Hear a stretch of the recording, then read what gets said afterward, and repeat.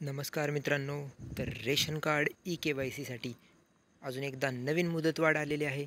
आता नवीन तारखेपर्यंत ई-के-वाय-सी करून घेण्याचे आदेश दिलेले आहेत. तर छगन भुजबळ जे की महाराष्ट्र राज्याचे मंत्री यांनी हे आदेश दिलेले आहेत. अन्यथा रेशन कार्ड कायमचे बंद होणार आहे. आपण ही बातमी सविस्तर पाहणार आहोत. व्हिडिओ शेवटपर्यंत बघा आणि चॅनलला नक्की सबस्क्राईब करा.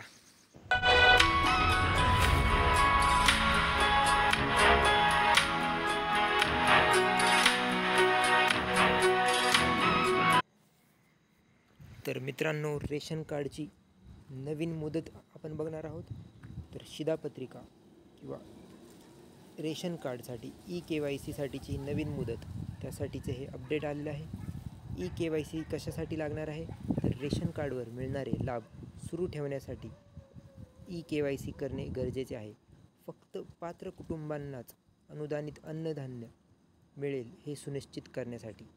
म्हणजे एखाद्या जर कुटुंबामध्ये 5 लोक असतील आणि तर त्यांची ई-के-वाय-सी फक्त 4 लोकांचीच झाली असेल, तर सगळ्यांचे जे फायदे आहेत किंवा लाभ आहेत ते मिळणार नाहीत. फक्त के-वाय-सी केलेल्यांनाच लाभ मिळणार आहे. तर ई-के-वाय-सी न केल्यास लाभार्थ्यांना रेशन मिळू शकणार नाही आणि रेशन कार्ड निष्क्रिय म्हणजे बंद देखील होऊ शकेल. तर ई-के-वाय-सी करण्यासाठीची अंतिम मुदत जी आहे ती 31 जुलै 2025 ही देण्यात आलेली आहे. आधी देखील ही मुदत वाढवली होती. आता शेवटची मुदत 31 जुलै 2025 अशी करण्यात आलेली आहे. तर तुम्ही बघू शकता. हे लक्षात ठेवा, ई-के-वाय-सीसाठी लाभार्थ्यांनी आधार कार्ड सादर करणे, बायोमेट्रिक करणे आवश्यक आहे. तर तुम्हाला आधार कार्ड आणि बायोमेट्रिक करणे हे आवश्यक आहे.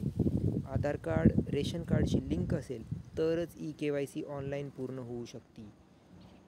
इतर कोणत्याही कागदपत्रांची आवश्यकता नाही. तुम्हाला फक्त तुमचे आधार कार्ड लागेल आणि बायोमेट्रिकसाठी तुमचे थंब म्हणजे बोटाचा अंगठा, हाताच्या बोट फक्त अंगठा किंवा इतर बोटं लागतील. तर तुम्ही ई-के-वाय-सी कुठे करू शकता? तर आपल्या रेशन कार्डची ई-के-वाय-सी आपण खालीलपैकी 2 प्रकारे करू शकता.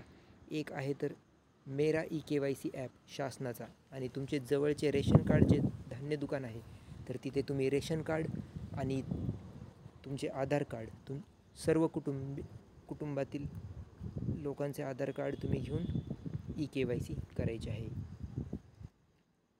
तर हे सांगितलं आहे छगन भुजबळ, मंत्री अन्न व नागरी पुरवठा यांनी.